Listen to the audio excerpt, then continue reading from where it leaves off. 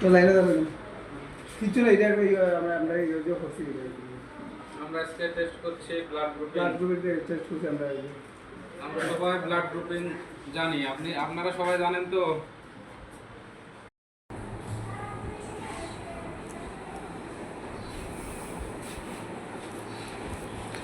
CBC রিপোর্টে ইওসিনোফিলের পরিমাণ বেশি থাকলে অ্যালার্জি, অ্যাজমা, পরজীবী সংক্রমণ, কিছু ক্যান্সারের মতো সমস্যা দেখা যেতে পারে। ইওসিনোফিল হলো এক ধরনের শ্বেত রক্তকণিকা যা সাধারণত শরীরের রোগ প্রতিরোধ ব্যবস্থায় গুরুত্বপূর্ণ ভূমিকা পালন করে, কিন্তু যখন এদের পরিমাণ স্বাভাবিকের চেয়ে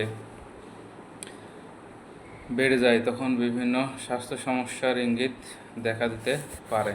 বিভিন্ন কারণে ইওসিনোফিলের পরিমাণ বেড়ে যেতে পারে, যেমন অ্যালার্জি,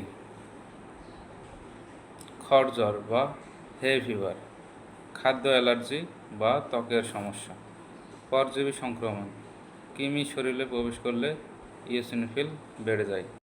কিছু ক্যান্সারের ক্ষেত্রেও ইওসিনোফিল বেড়ে যেতে পারে, যেমন লিউকেমিয়া, ইওসিনোফিলিক লিউকেমিয়া, কিছু ওষুধের প্রতিক্রিয়া, ত্বকের রোগ বা অন্যান্য প্রদাহজনিত কারণে ইওসিনোফিল বেশি মাত্রায় বেড়ে যেতে পারে। যদি সিবিসি রিপোর্টে ইওসিনোফিল কাউন্ট বেশি দেখা যায় তাহলে ডাক্তারের পরামর্শ নেওয়া উচিত।